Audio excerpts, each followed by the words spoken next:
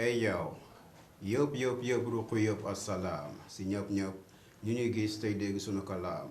chers internautes ñu ngi amaan mbégte dajawaat ak yéen fii si NSTV Sénégal pour vous présenter le 7e numéro de votre émission NMC instant yi ñu ngi fii si Boune pour retrouver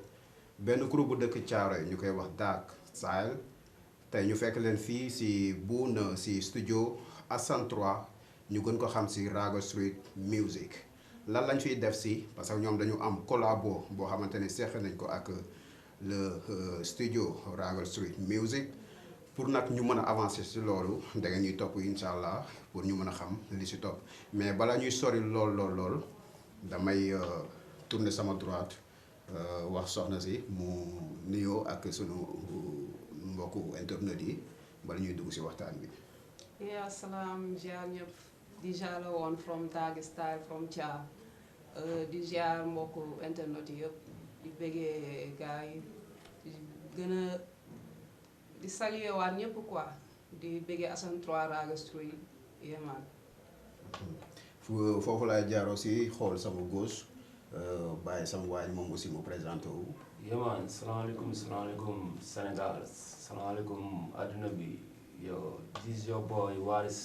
aka dëgër bopp aka ni ma yàlla def la mel yo ñu ngi bëggee ñëpp ñi nga xam ne ñu ngi suivre seen page di bëggee ñëpp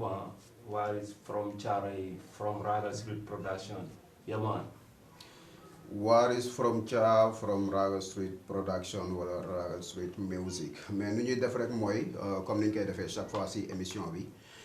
peut-être am na ñoo xamante ne ñu ngi leen di soog a gis. am na ñoo xam ne aussi yàgg nañ leen a gis mais peut-être xamuñu seen jaar-jaar lan la foofu la ñuy jaar ànd ak Snaf soxna Ndeye Awa Fall mu defal ñu le portrait de Dark Style. salaam ci internet yi safoo NSTV Sénégal rawatina émission bi di NMC tey nag ñu ngi fi dalal ab crew buy wuyoo Dark Style bi nga xamante ne mu ngi boole ñaari jeune rappeur kenn ki mu ngi tudd Waris keneen ki mu ngi tudd Dija ñoom ñaari jeune rappeur yooyu ñu ngi commencé seen collaboration ci atub 2017 ñu marqué ko ci ay live sur scène ci benn style bu différent ñu teg ci ay weer ñu bokk ci benn projet ñi ko taxawal di Banda Crew ñu tuddee ko Free Bar janvier 2018 génne nañ ab double single benn bi ñu tuddee ko Dark Dem Style beneen bi ñu tuddee ko Inch'Allah ci même at bi génne nañ beneen single buy wax ci cigarette tuddee ko Terroriste ginnaaw loolu bàyyiwuñu seen loxo ndax participer nañ ci ab compilation bu tudd Hood Up ñi ko initié di ab label buy wuyoo Jof Nanor ñu def ci ab titre bu tudd Rañaan ci ndorteelu atum 2019 crew bi di Dark Style ñëw ak nañu ñun beneen single bu ñu tuddee Bul Gest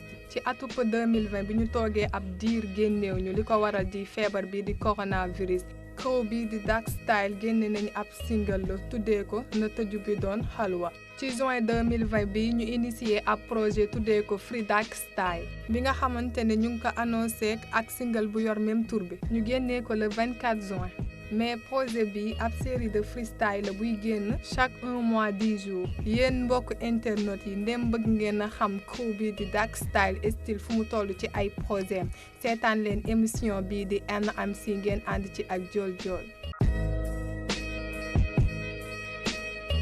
Merci beaucoup Snaf soxna Ndeye Awa Fall mais merci beaucoup aussi à la régie noonu rek la ñuy def mën a gën a soobu si waxtaan bi fi ñuy dooree rek mooy si portrait bi ñu jógee nga xam ne mooy retracer seen parcours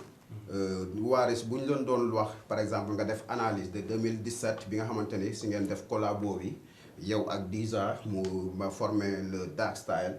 boo leen doon def analyse seen carrière diggante 2017 ak 2020 naka ngeen ko mën a expliquer ndax lu leen satisfaire la wala ba léegi am na lu bari lu des. waaw loolu dañ si sawar a tontu quoi parce que 2000 ko xam 2017 ak 2020 bari na bariwul quoi te Dark Style dafa nekk groupe bi nga xam ni day job si li nga xam ni nekkuñu di liggéey si li nga xam ni day bref nekkuñu kut koo kut ni ñun dañu pare pour commencer 2017 pour pare 2020 quoi. parce que hip hop carrière la quoi ñëpp xam nañ ko te ñi ngi si wéy bi nga xam ni yàqamtiwuñ mais chaque instant rek chaque année di nga xam ni Royal Street soo suivre di nga xam ni marqué ne dara si année boobu noonu si game bi quoi donte nag yàgguñu quoi parce que ko xam crew boo xam ne dañ ko créé 2017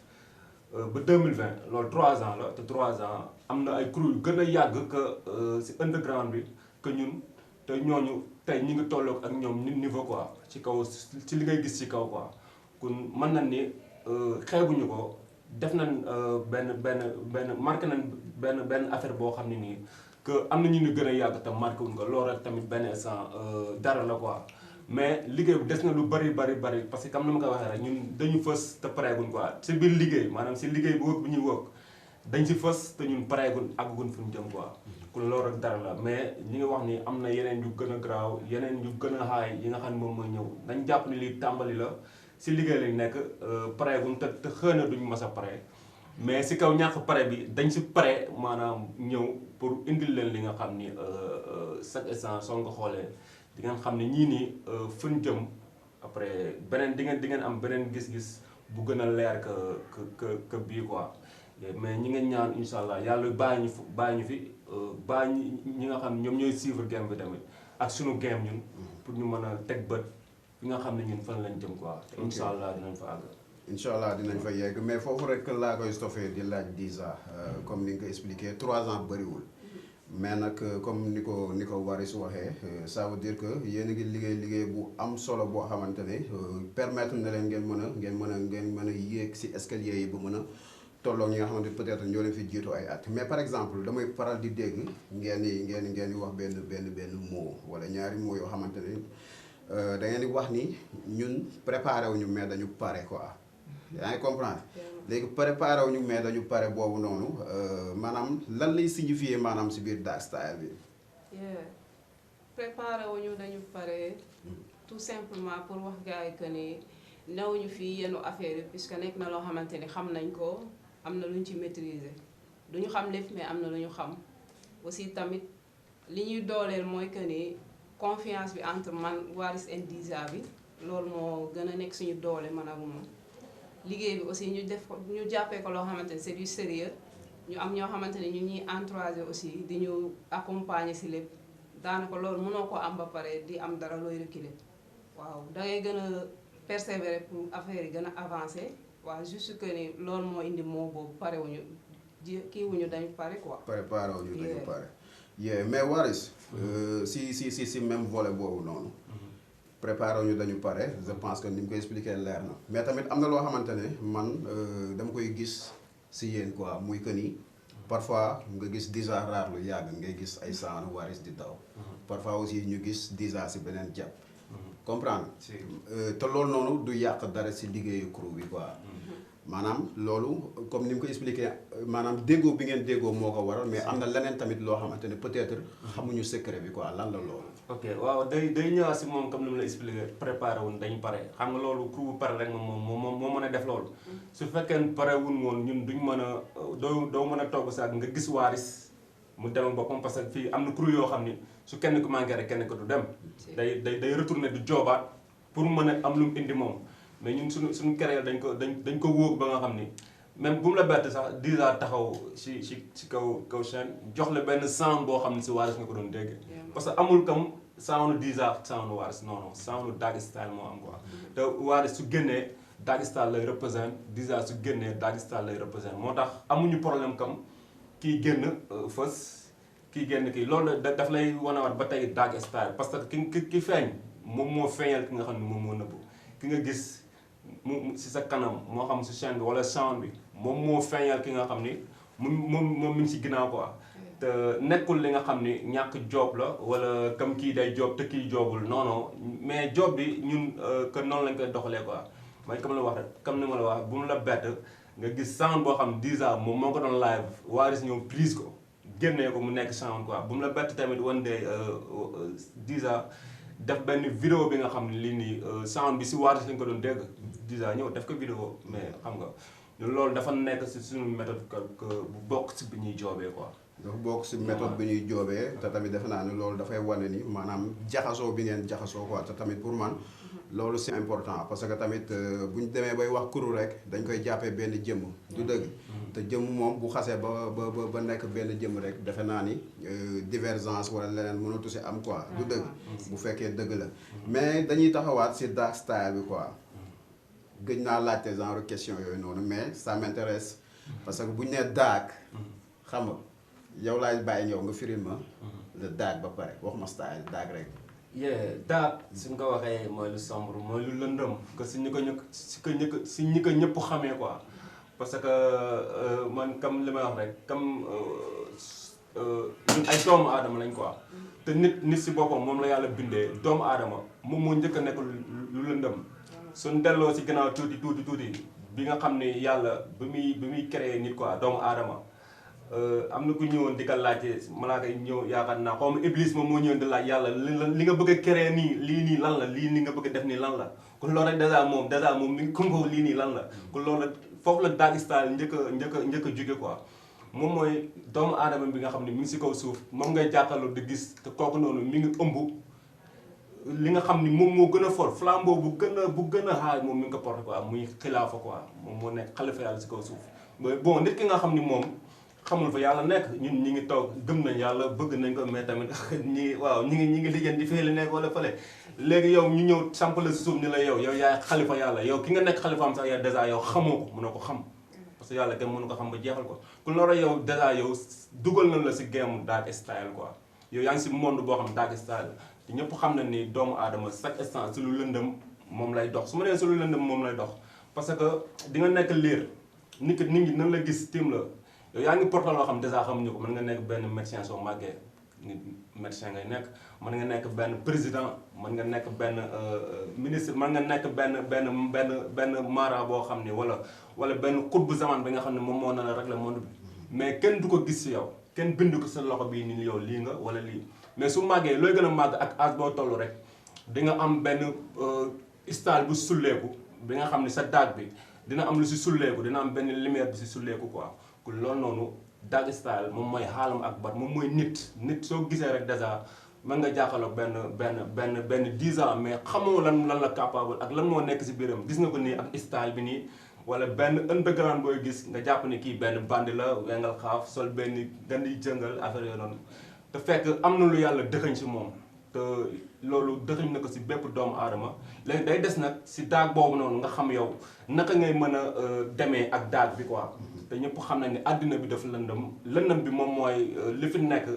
ak li yàlla dëxëñ si kaw suuf lépp moo ne la teg bët sa ñaari bët yi nii quoi kon il faut nga am beneen basira bi nga xam ne moom nga mën a gisee sax pour mën a sax xam daag bi yow naka nga koy gisee te si biir bëccëg journée bi am na guddi tey am na guddi mais mënoo ko teg bët mais fekk heure am jot pour nga mën a xam guddi am na quoi kon loolu lépp si daag bi la moom mooy li nga xam ni lépp lu lëndëm quoi yamaan lépp si daag bi la mooy lëndëm gi nga xamante ne lëndëm la si biir lëndëm bu làq leer du dëgg mais Diza bu ñu ñëwee si le style le mot style lan nga ñu mën a expliquer si style si lu gën a yaatu pour ñu comprendre quoi waaw le mot style en tant que design Waris moo taxoon ñu créer foofu style bi puisque di xool Waris di xool Diza am na différence style boo xamante ni gars yi ñu ngi koy jàng saa mu tàgg pour ñu wax leen signification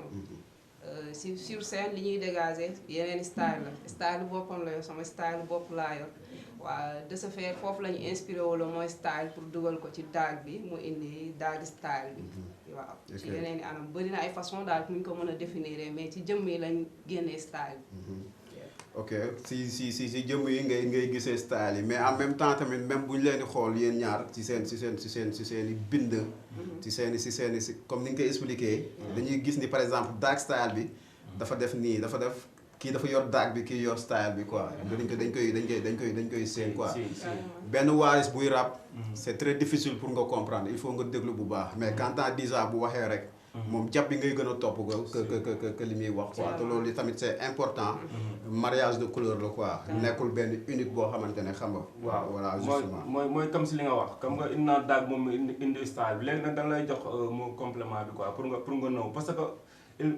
melokaan bu lëndëm moom moo indi moom moo créé lu bëri li nga xam ni tey moom ngay gis sax mu jox la surprise quoi parce que tey ñun bu ñuy créer suñu crew bi bu ñuy nekk di për début bi gars yi ñi ngi doon lijjanti lii crew la wala lan la wala connexion la wala kon loolu ñoom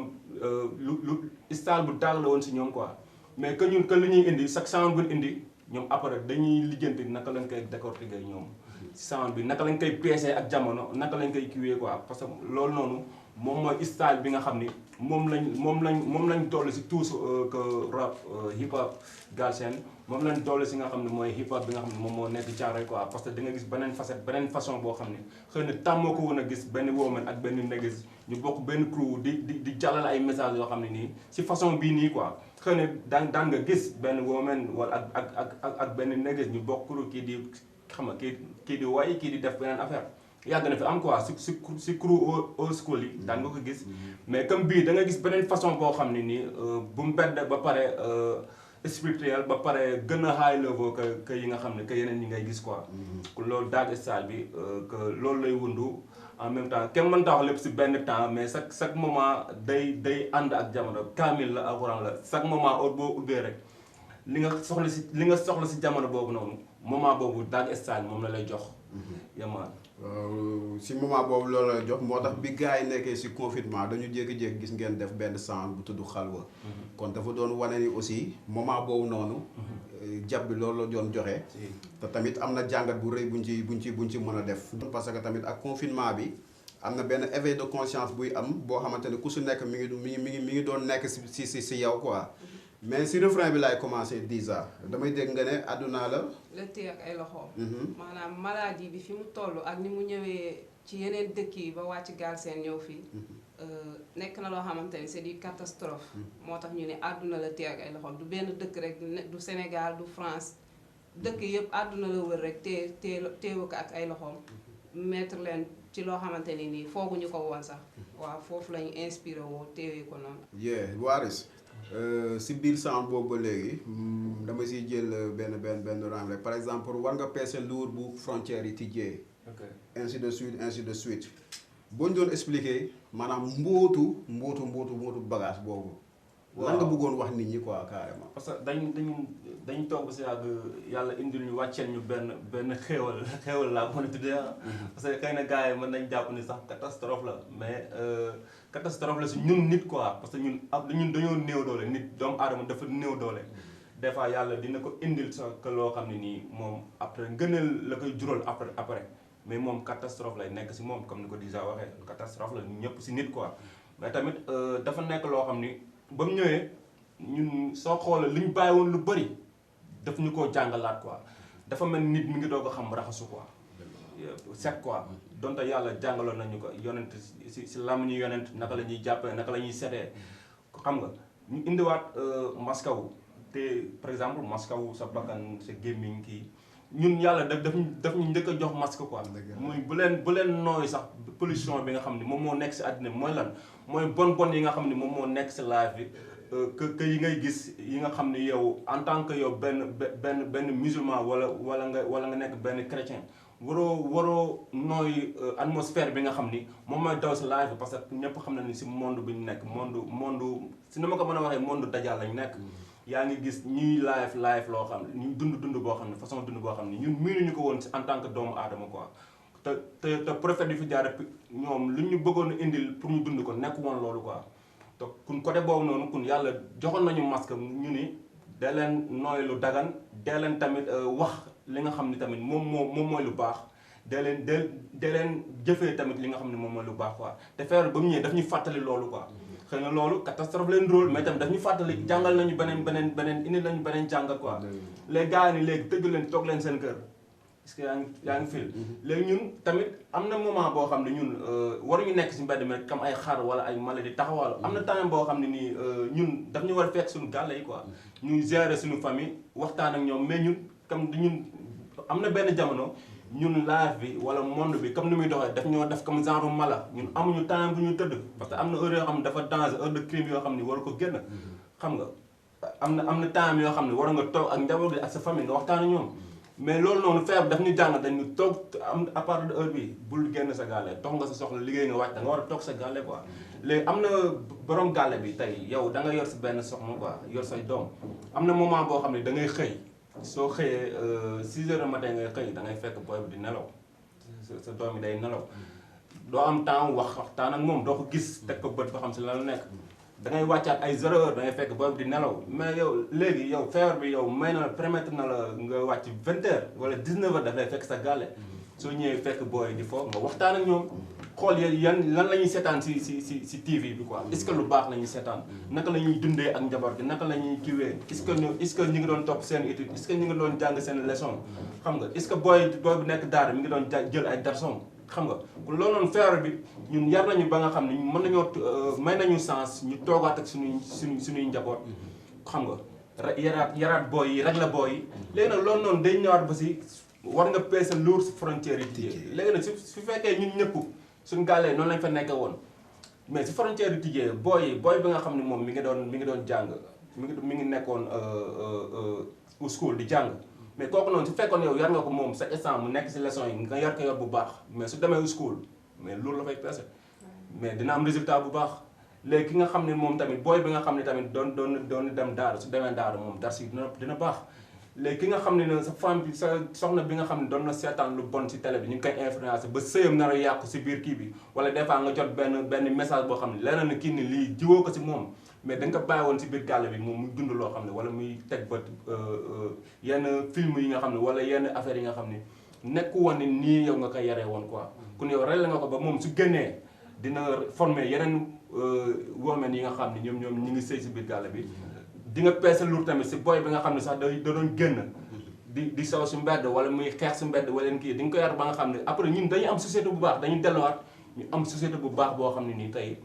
yun doon gis ay erreur yëpp day delluwaat bon doon nga gis oto yi tamit doon nañ si chargé ba nga xam ne nii problème day am ay soog ay accident yu bëri mais feebar ba mu ñëwee dafa rek la loolu noonu quoi kon feebar bi ñun doon te catastrophe la mais xéewale bi nga xam ne daf ñu jàngalaat tegaat ñu si yoon te loolu noonu war nañ ko mën a continuer quoi mais feebar bi moom mën na dem mais dundin bi war nañ ko continuer quoi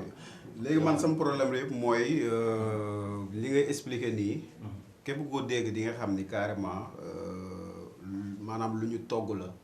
si ay xalaat quoi lu ñor la laa bëgg a wax du dëgg mais man sama problème mooy lu tax par exemple genre track yu mel nii doole nga def vidéo quoi nit ñi maanaam waxuma par exemple TV yi teg ko wala leneen ak leneen mais tey monde bi toll na foo xamante ne dara mënatul nëbbu carrément quoi parce que net beeg genre yeneen business yoo xamante ni nit ñi mën nañ si jot quoi lan moo tax ba léegi gisaguñu yu mel noonu si yéen tamit déjà laay interpellé waaw juste comme ni ñuy joobee rek ñu ngi liggéey ñu ngi defar sound ni mais en même temps ñu ngi xaar pour nekk ci ay projet vidéo mais loo gis rek dafa am app loo gis rek daa am noo xamante ne moom lañ koy gérer nekkul ñun seulement ñooy décider pour dugal tey sound mu génn ñu def vidéo bi non dañoo am ñu nekk suñu ginnaaw te li ñuy proposé ñun moom lañ leen di dégloo te nit na bu amul kilifa moom du am wéeruwaay juste foofu rek la tënku mais du question que ne sound bu def mënul am vidéo non dafa am ci loo xamante ne dañ ci wéeru su sottee rek gars yi ni ñuy gisee sound noonu la ñuy gisee vidéo yi kon comme ni ngeen ko expliqué man staff bi laay interpellé directement dañu nekk ci monde boo xamante ne comme ni ko ñëpp di waxee dañ ne benn image vaut 1000 mots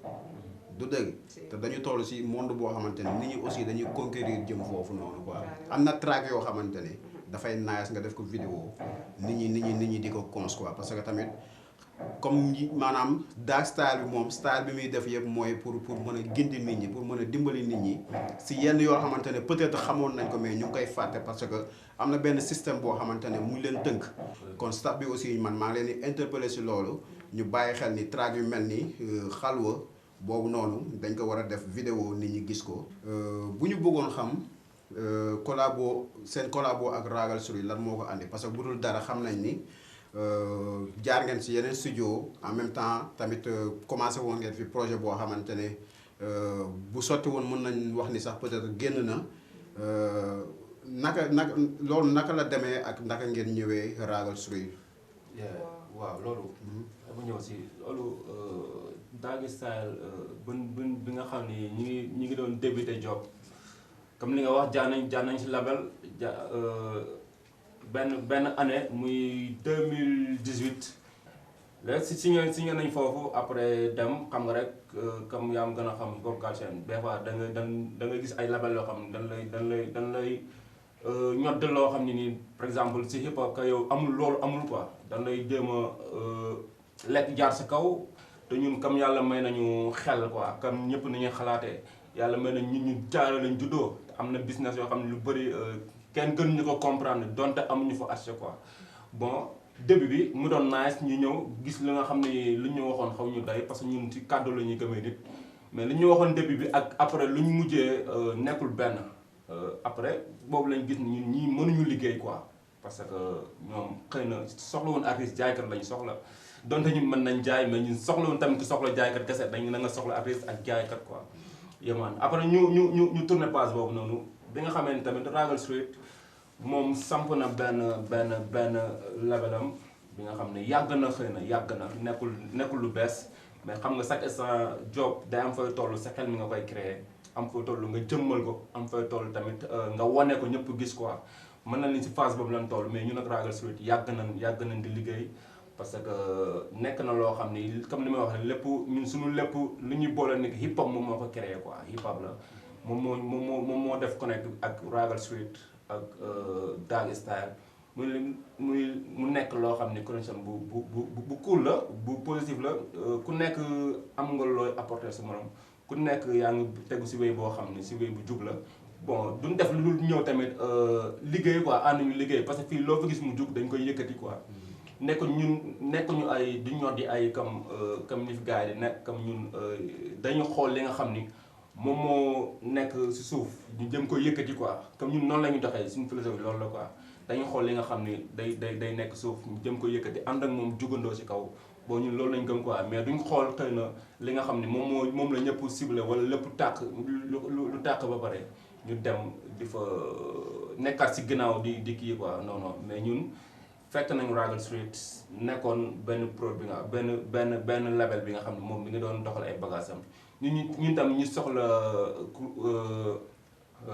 jëm si kaw mais pourquoi ñu ànd def collabo ñu liggéey mu nice parce que tamit comme moom lu mu bëgg ñun moom lañu bëgg bon day nice rek ñu teg ko si règlement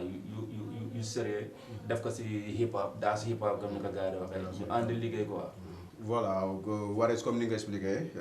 je pense que Diza war na ko mën a gën a yaatal ah mais Diza par exemple bu fekkee instant bi yéen a ngi Ragal Street Music wala Ragal Street Prod lan la ñu mën a xaar si seen collabo ndax par exemple collabo bi dafay da ngeen siy sóor ni seen projet fii la war a génnee wala juste si yi ngeen nekk nii muy free nu mu tuddati free Dag Style bi foofu la yem quoi. non avance bu man damay wax ci Assane ci li ma jot a xam si moom bëriwul puisque dama ñëw xamante Waris présenté ma Assane may fréquenté si moom mu nekk jóobu bien mu nekk koo xamante ni aussi daf may apporter ay conseils yoo xamante ni amal na ma solo ci hip hop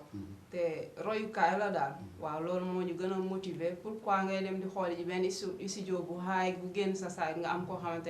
nga ak moom yow soo bëggee am dara war nga mën a apporter keneen pour mu am dara te comme ñoo bokk li ñuy def juste que ne ñu boole ko si rek def benn collaboration entre Dag Style ak Ragal Street bi deuxième question foofu moom mënuñu wax ni fii la ñuy yem ak Assane 3 ñu ngi joob ak moom en tant que ay musicien juste que ni du yem fii daal pour gàttal question bi mënut a yem fii ñu ngi commencé di teg ay jéego te dañuy ñaan yàlla mu gën a avancé ñu dem ba label di nekk loo xam ne dañu koy dégg partout dans le monde. te dañuy ñaan yàlla label bi ñu dem ba di ko dégg partout dans le monde mais par exemple est-ce que lu mu tuddati Waris le free Dag Style dañu jékki-jékki si diggante bu gàtt xaw ma nag job bi naka la demee woon mais bi affiche bi di génn ak bi ngeen koy balancé nekkul temps bu yàgg si waaw lu waral loolu waaw loolu comme li ma wax rek c'est comme mooy day ñëwaat si préparé wuñ dañu pare c'est ñun joobaluñu comme ñu ni dañuy def lii pour temps bi léegi dañ ko préparé lii xëy na loolu préparé bi dañ koy dindi quoi ñun dañuy pare benn affaire ba nga xam ni chaque instant rek ñun affiche mën na génn par exemple suba mën nga jotaat beneen affiche ni ginnaaw suba ñu jox la chambre bi quoi loolu lépp liggéey bi nga xam ni xëy na staff bu ne si suñu ginnaaw ñoom ñu koy yombalal ba nga xam ni jàppale si kuréel ba nga xam ni loolu du amuñu jafe-jafe boobu noonu quoi xam nga moo tax mu demee noonu quoi mais freestyle bi comme noonu la demee comme ñun dañu am projet boo xam ni dafa yàggoon nekk suñu bopp mais su wee lañ nekk am na loo xam ne nii doo ñëw rek yebbil ko gars yi bala nga dugg su nekk sax il faut nga fëgg quoi loolu lañ wax loolu la charia wax bala ngay dugg si nekk na nga fëgg quoi bu leen topp miir day leen fëgg bon li rek lañ mën a indeegum si li nga xam ni moom pour gars yi am lu ñuy xaar quoi mais projet la boo xam ni am na dégg-dégg parce que soo nee freestyle style rek sa xel dina dem si free si style bu lëndëm quoi ñëpp xam na ne ñun hip hop bi rek si style dafa nekk si style bu lëndëm bi nga xam ne nii gars yi pour ñu bëri firiwuñ si bopp bon mélomane yi ñoo ñëkk a tëju si seen musique bi nga xam ne moom lañ tàmm di ko déglu artistes yi tamit ñoom ñoo ñëkk a tënku sax ñoom si li nga xam ne moom la ñuy dund parce que hip hop bi am na fu ñu doon séentoo message bi nga xam bu am solo bi nga xam ni moom la gars yi doon xaar am na lu ñu ko doon séentoo te xëy na message bi commencé na dee quoi donte wax ji mi ngi bëri mais barke bi nekkatul si message bi quoi am na ñu koy reposer nag ay underground ñu koy teewal mais ñun suñ freestyle style bi concept bi bëri na lu mu ëmb quoi mooy ñu bëri tey Galsen àdduna dafa nekk toll foo xam ni soo waxee dëgg sax dañ lay tëj maanaam yow doo firi si sa daag bi quoi parce que yow dèjà fi nga nekk dafa daag dañ la tëj foo xam ne dafa lëndëm da nga nekk si monde boo xam ne dafa lëndëm da ngay toog ba saa gis benn ay affaire yu xamoo ay affaire de comédie la xamoo ay affaire la lan soo waxee sa xalaat gars yi dañ lay kepp tëj la te yow doo xam si ban nan la tëjee loolu dafa daag quoi da ngay dund tamit si milieu yoo xam ne nii suñu géro bi ñëpp xam na nu mu demee suñu nguur gi amul dara luñ defal si ñun ñi nga xam ne ñun suñu banlieue bi muy Thiaroye wala ka Yëmbal wala ka Buun wala ka muy feneen soo duggee suñu secteur yi dafa daag amul dara ñun li nga xam moom njariñ bi nga xam ne moom la ñu indi lu dul ay t-shirt ak ay vax quoi ñun loolu def man loolu la ñuy xaar comme politique ñëw ñu indil ñu affaire yooyu noonu quoi kon ñun dañoo nekk si monde bu daag quoi rawatina Sénégal que ñun jeunesse bi ñun sunu yaay ñun sunu papa yi chaque instant dañuy indil ay affaire yu lëndëm ñu siy dox te comprendre léegi nag naka la ñu mën a def pour firi si loolu noonu quoi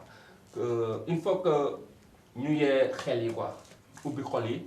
pour wan leen yoon bi nga xam ni moom lañ war a def pour nga firi même su fekkee ñun dañu ndóol sax dañu dëgër la bu fekkee nguur bi daf ñu fàtte du tee ñun lu ñu nekk dañ siy free même su fekkee hip hop bi dafa daag tamit ñun du tee suñu façon bi ñuy def que rap classique bi nga xam ne gars yi dañ ko bëgg a raye quoi ñun dañ siy free quoi kon freestyle style bëri na ay concept muy ëmb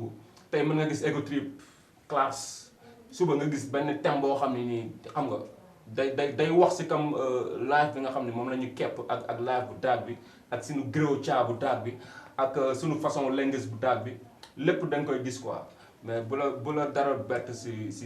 projet saison freestyle yi ñuy def quoi chaque 1 mois 10 jours di nga am benn des fois di nga dégg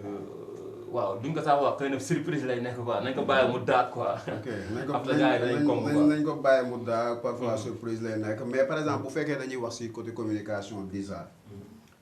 xam nañu par exemple sound wala leneen loo gis dafa laaj benn marketing du dëgg par exemple li taxoon ma ko doon laaj lan moo tax maanaam distance bi par exemple jékki-jékki rek génne affiche bi même pas 15 jours wala 20 jours après track bi génn maanaam si côté communication est-ce que tamit yéen a ngi bàyyi xel ni par exemple au moins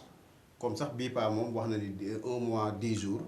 peut-être gars yi dinañ ko capter dinañ ci bàyyi xel mais est-ce que loolu tamit yéen a ngi siy bàyyi xel bu baax maanaam communication bi di gën a yaatu avant bagage bi di ñëw ak bu bagage bi ñëwee aussi communication bi koy gungee quoi. waaw ñu si bàyyi xel bu baax a baax di gën a remercier tamit staff bi puisque loolu am na ñoo xamante ne spécialement ñoom ñoo koy dox ci staff bi ñun daanaka dugg studio prise sound après ñoo wan leen ñu xool ku nekk wax sa avis ñoom ñu xool après ni ñuy defee sur le marché ba yëf fi dox puisque ku ne xam na ne industrie bi léegi moom hip hop mooy loolu affaire yi business la rek yow yaa am sa business bopp noo koy doxalee xam nooy exposer say œuvre ba mën si génn waaw gars yi loolu moom ñoom la concerné ñoom ñoo xam ni ñuy communiquer am nañ ci ñoo xamante ni satisfaire nañu doy nañu te efficace nañ ci côté boobu noonu ba yëf yi lu mu gàtt bu dee 5 jours la dina génn gars yi jot ko comme ni ñu ko war a jotee. côté boobu moom mention ci gars yi. mention spéciale ci gars yi mais tamit bu fekkee ni nga expliqué man dafa mel ni dama siy dégg nii Dark Style bi gën na ubbeeku quoi maanaam nekkul rek par exemple benn Waris benn Dija mais am na benn peloton boo xam ne ñu ngi si ginnaaw di jéem a booster. yaa ngi comprendre te bu ñu xoolee tamit musique en général si jamono jii nii bokk na li gën a nekk problème maanaam am staff boo xamante ni dañuy taxaw pour mën a booster say business. yaa ngi comprendre fii Sénégal bu fekkee dañoo waxante dëgg rek gars yi li ñuy gën a xaar mooy dañuy bàyyi ba nga tollu fenn pour ñu ñëw appuyer la du dëgg mais bu fekkee yaa ngi nekk underground gis nañ ni mu fa demee ñu si bëri duñ ci sawar est-ce que tamit par exemple nekkul ay copains wala ay copines est-ce que tamit ay nit lañ yoo xamante ni dañoo seen xel dafa màcc si domaine bi ngeen leen bàyyi quoi. d'accord côté boobu moom mën naa ni moitié bi am na ci ñoo xamante ni dañu am nañ culture hip hop en commençant ci sama grand frère man moom laa nekkaloon laataa maa gis Waris muy mu mention spéciale moom aussi doon na ma jàppale ci hip hop bu ma daan génn damay am problème moo si daan taxaw côté texte yi lépp li ma daan texte yu seen ci premier lieu yëpp moom la woon moom la fa woon ak yeneen gars yoo xamante ni dama doon ànd ak ñoom ci side bi jigéen moom amu si woon xanaa ñi ma daan àndal di rap en tant que jigéen te ñu ngi seen wéy man maa ngi sama wéy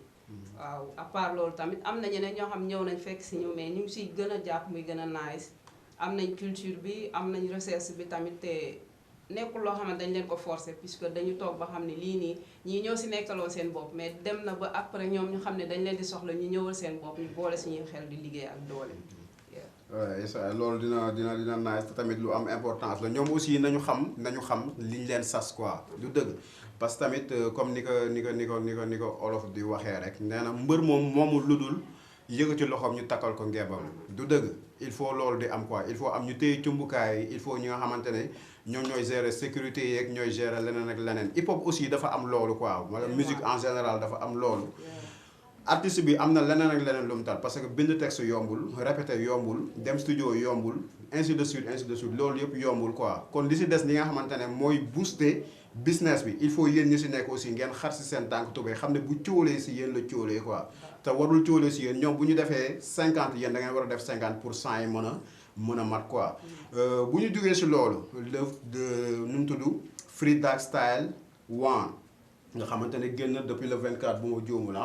ni ñuy def rek mooy comme amuñu vidéo bi dañ ciy cof tuuti rek gars yi déglu ko après aussi ku si bëgg a dégg leneen nga jéem ko dem wëri ñu dellu si waat.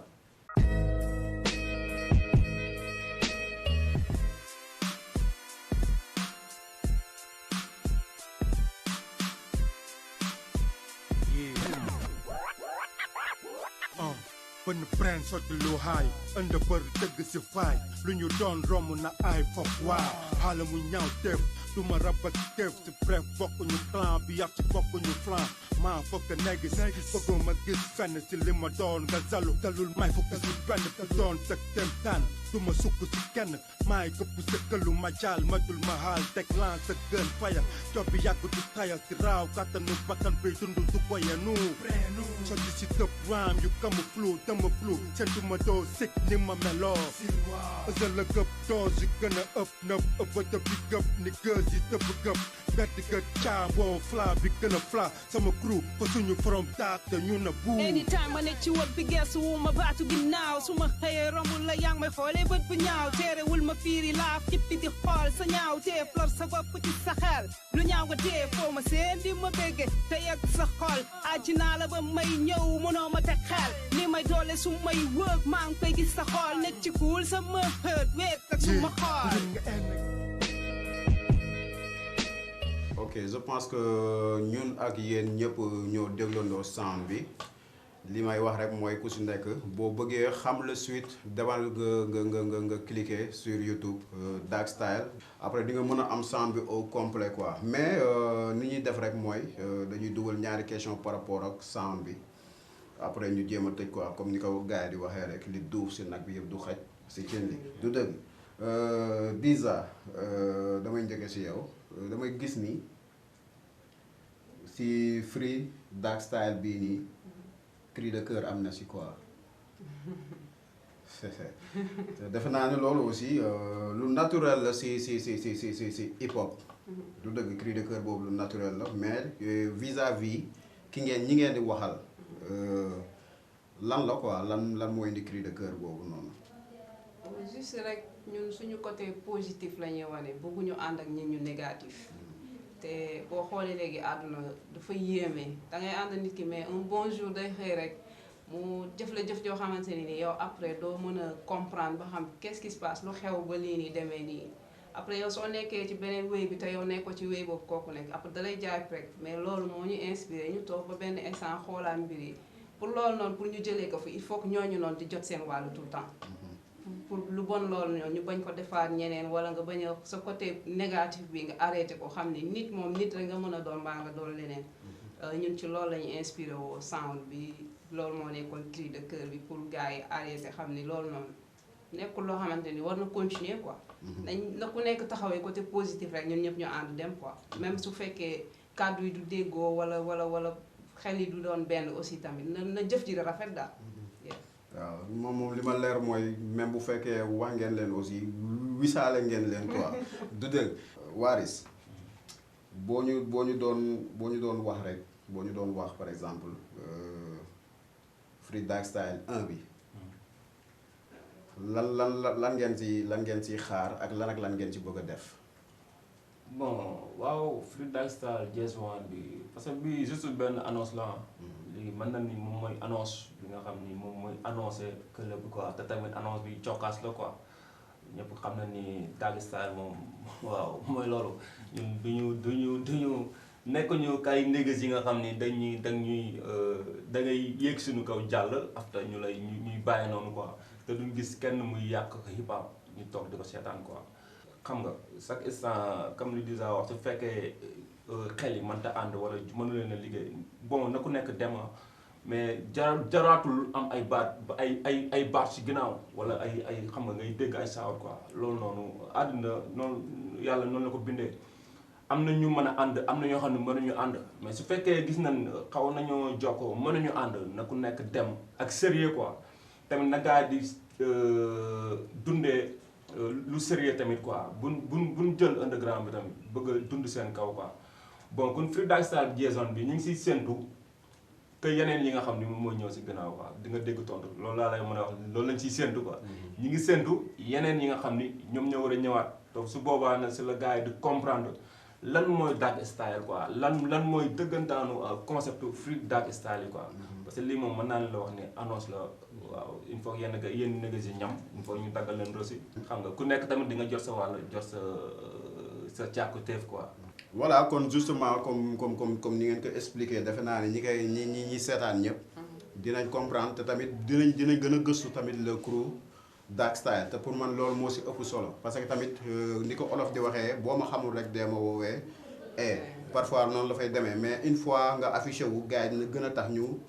mën a gën a gëstu say mbir te defe naa ne aussi buñ ko gëstoo du nekk loo xam ne lu ñuy rëccu loon ndax hip hop mi ngi fi xam-xam mi ngi fi te aussi li si ëpp solo mooy sagesse aussi am na fi quoi li ñuy def rek mooy comme ni ñu koy waxee chaque jour li duuf si nag bi yëpp du xaj si cin li mais peut-être am na des choses yoo xam te bëggoon ngeen ko wax peut-être laaj ñu leen ko wala fàtte nañ ko ñu njëkk si Waris lan ngay tëjee daal en général. yamaan waaw li ñuy tëjee luy yamale fii suñu kàddoo gum parce que en tout cas ñu ngi wax ngeen xaar Dark Style si yeneen style yu gën a dëpp kay ngay dégg si yeneen new job ak Raga Street Prod waaw parce que ñu ngi si liggéey daal ñu ngi job mais li si ginnaaw du leen ko wax mais dina leen ko junj en tout cas jéem na na dem décortiquer sound bi nii nga xam ne moom mooy Free Dark Style Jazz One bi di ngeen nëw ay dil koy nekk si yi nga xam ne moom moo war a ñëwaat di ngeen ñam tamit cafka bi waaw nu mu war a demee quoi mais à part loolu ñu ngi bëgg képp ki nga xam ne mi ngi def real hip hop teg ko si yoon ñu ngi bëgg man Asantri man Raga Street Prod bëgg Sophia Ménagère ay Ibu ay Pafal ay Mo Ndiaye yi nga xam ne moom moo gère affiche yi quoi kon ñu ngi bëgg ñëpp bépp underground bu nekk caa tamit ak bépp képp ku nekk si gréw bi waaw ñu ngi lay bëggee di bëggee bi yéen tamit di leen jaare si émission mi ngi cool mi ngi nice yéen a ngi jëmmal hip hop Galsen quoi one love yaman déjà déjà muy remercier waa NSTV xam nga gars yi ñu ngi rafetlu émission bi aussi di ñaan mu gën a nekk loo xamante lu gën a kawe seen njort lay doon puisque yéen a ngi jàppale underground yi ñi nga xamante ni gaaw ñu gis vidéo gars yi di ñu gis ci page YouTube wala ci page Facebook xam nga loolu seen liggéey la ñu ngi leen ciy remercier bu baax a baax aussi di remercier Assane 3 Raga Street Prod xam nga moom mi ñu bàyyee espace bi ñu ñëw présenté wu fii nii di gën a wax suñu parents yi que ni ñun jigéen ñi nekk ci hip hop dugguñu ci pour bon wala dugguñu ci pour naka sudul noonu juste ambition la amour boo xamante ni dafa nekk si ñun ñu war ko jouer mu nekk rôle boo xamante dañ ko war a appliquer pour suñu rakk yi di ñëw ñu xool si ñun du lu bon moo ñu si dugal ambition la rek comme liggéey yëpp musique la dafa yaatu li ci xaj bëri na waaw déjà mi ngi remercier ñëpp staff bi et tout ça képp koo xamante ni yaa ngi may gis nga ñu wax fi loo xamante ni safaanoo naa li gars yi bëggoon ñu ngi siy jéggalu te xam ne ay nit kese lañu walloo yéen si One Love boobu noonu la ñuy pëttaxlu rek ñun aussi di leen jaajëfal aussi si seen disponibilité ak seen aussi seen confiance si émission bi quoi parce que tamit ce n'était pas évident comme ni ñu koy waxee mais aussi di jaajëfal aussi Assane 3 ñun aussi xamante nañoo ak moom te tamit comme ni ko gars yi waxee cool gaañ la bokk na si rare gars yi nga xamante ne liñ xamoon si ñoom bërki démb ak bërkaati démb ba léegi loolu mooy affiché sa loolu noonu yombul quoi déjà ñun joom nañu ak moom projet si benn sound boo xamante ne mooy le sound de Gamkang ndeem ñaani bañ naa moom moo defoon kees yi te ñëpp gis nañu aussi liggéey bi lu amoon solo la quoi ñu ko si jaajëfal bu baax di ñaan aussi projet yi nga xamante yëpp moo nekk si kanam yàlla sottal ko ba dem ba kawe njort yi quoi mais aussi ñu ngi jaajëfal toute l'équipe de NSTV Sénégal di leen jaajëfal yéen aussi yéen ñi nga xam ne yéen a doon suivre l'émission NMC di leen dig daje pour le 8e numéro de votre émission NMC One Love and Respect sama gars yi wasalaam